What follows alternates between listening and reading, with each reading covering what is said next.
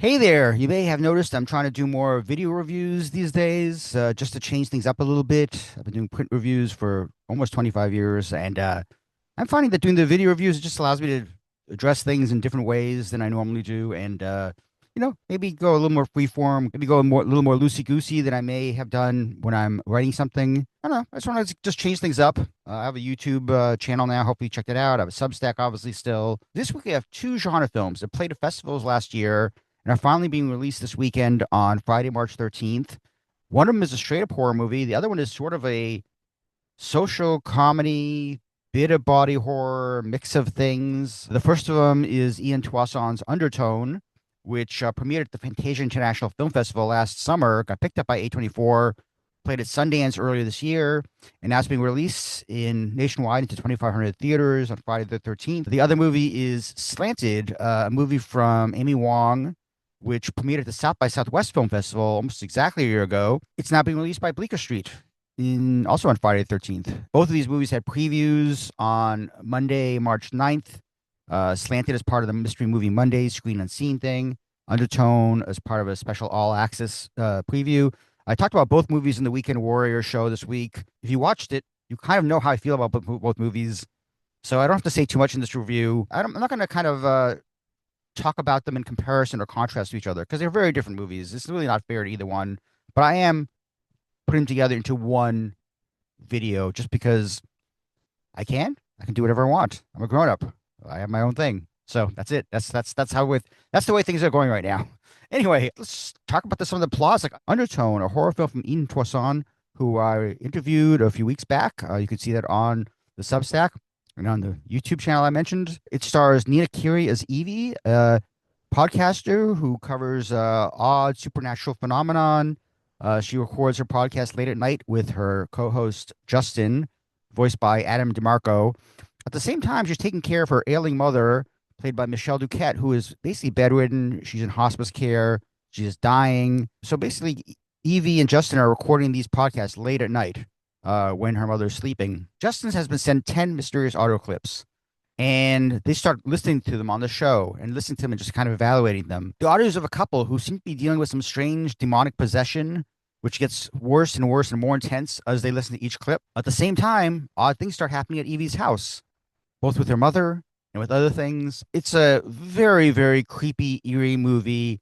It is very sound driven. It's very much about, Evie sitting at a computer doing her podcast, just kind of like I'm doing right now, and just listening to these audio clips. It's kind of like found audio, which is I think it's a new thing. I don't know. There's a lot of, I've said that like horror films really rely on sound design and audio to really, really work. Undertone is a great example of that. Because of that, you're watching this movie, but you're really listening. What are you listening to? What are they listening to? It's really just a fascinating movie about grieving and dying and sound and demonic possession and just you watch it and you don't know what to expect. You don't know what's going to happen. I guess I'm doing this review by itself before talking about Slanted. I guess that's fine. So anyway, this will be my review of Undertone, and then after that, I'll get to my review of Slanted. I love this movie. I saw it in a Dolby screening room uptown a few weeks back. I didn't realize that Ian was sitting behind me in the theater, but I was just sitting there with my hands over my ears because I wasn't sure what I was going to be hearing. It would be something loud thing. I mean, there's a lot of things where they hear things very quietly and they boost it up. And some of you may know I'm a sound engineer. Before I was a film critic, I was recording, mixing music. Sorry, I was disturbed by FedEx buzzing my buzzer. I also have got to turn my ring light on. So let's see, where was I? What was I talking about this? I was just talking about this movie, just how Undertone. It's really scary. It really surprised me. I was watching it the Dolby screening room uptown, and realized Ian was sitting right behind me. I was very creeped out by this movie, and it's one of those movies that I'll definitely want to see again. I wish I could see it again in Dolby, but unfortunately, I have a Regal near me that doesn't have Dolby, so I'll be seeing whatever format they have there very soon, maybe this weekend on Saturday. But Undertone, yes, I definitely recommend it very highly. If you love horror, if you love things like Paranormal Activity. Oddly, I didn't realize until much later after I talked to Ian that Ian is actually directing the next Paranormal Activity for a Blumhouse. I didn't realize that when I spoke to him. If I did, I might have asked about it. But yeah, I can definitely see why someone would watch Undertone and say, "Hey, this guy would make a great Paranormal Activity movie." And He will be. We'll see what happens. So anyway, I recommend Undertone if you're a big fan of horror. I'll give it 8.5 out of 10. It'll probably be one of my favorite horror movies of the year. I have to imagine. I'll definitely see it again. It might even make my top 25 at the end of the year. Very good chance of that. But yeah, and also I have to say that Nina Kiri, amazing actress. I can't wait to see her in more things. I'm sure she will get more work out of this movie. I wish I saw this at like Sundance or at Fantasia because I think that audience would have been amazing to see it with. I'll be seeing it on Saturday at my local Regal in Nundolby, and we'll see how people react. Next up, we have Slanted. And again, if you watched the Weekend Warrior show this week, you know that I was not a fan. I did not like it at all. What's surprising about that is it played South by Southwest Film Festival last year, and it actually won the Grand Jury Prize. So obviously, someone likes this movie. You know what? Let's go through it. It's written and directed by Amy Wong. It stars Shirley Chen as Joan Huang, who was a teenager. Father was a janitor at the high school, and she wandered into the gym when they were having the prom, and she saw that there was a prom queen and king, and she was like just fantasized about being prom queen for her entire life. And unfortunately, as she gets older and she's a teenager, she's going to high school where she's one of the few Asian girls there. She knows that because being Asian, she's being treated differently already. She's probably not going to be picked for prom queen because she's Asian. It doesn't help that her friend Brenda, who's I believe she's Indian, played by, oh my God, I'm not going to be able to pronounce this, whatever. Her friend Brenda is played by Maitreyi Ramakrishnan. Sorry. You know what? I don't know how to pronounce these names. It's just really tough for me. Anyway, Joan wants to be prom queen. She's also Chinese American.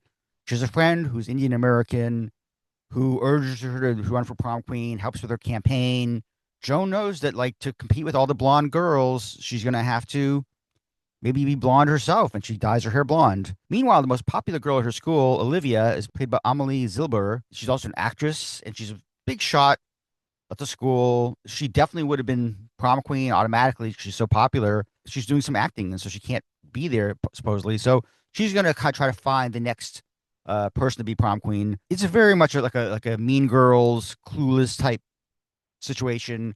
It's supposed to be funny. It's supposed to be like the same kind of thing we've seen in these other movies where it's like Joan is trying to, become more popular and she has to like dye her hair and hang out with Olivia. And we've seen it so many times before. It's not as funny as Mean Girls.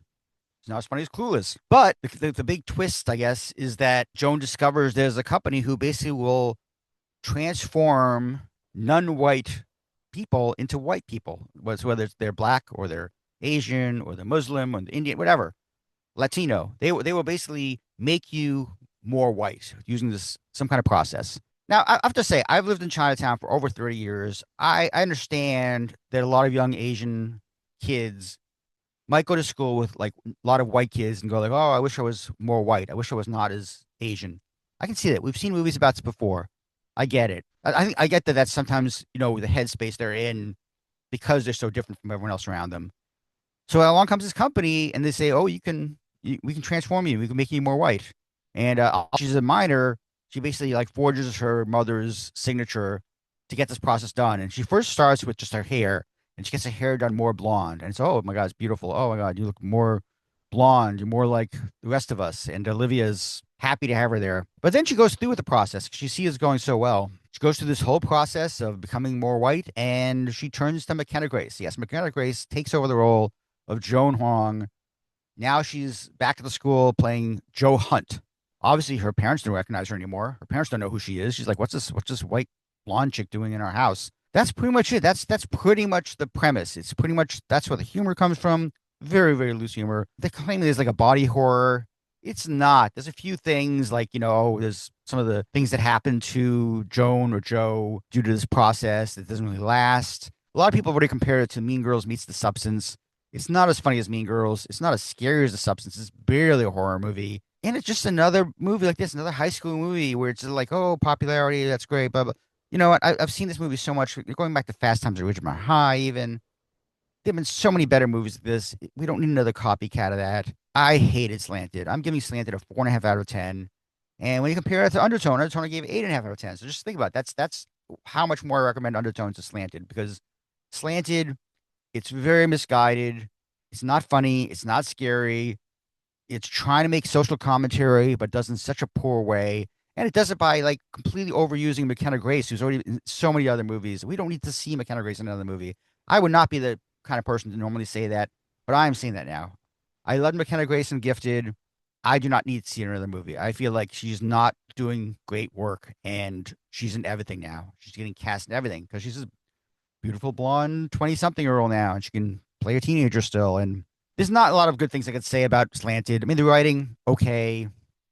The acting. I mean, I like Shirley Chen. Shirley Chen's a great young actress. I can't wait to see her in more stuff. Her parents, also good. They're played by Vivian Wu, and I'm sorry, I don't know the actor who played the father. But anyway, if you're gonna go see a genre movie this weekend, go see Undertone, skip Slanted, and then I'll be back next week with more stuff.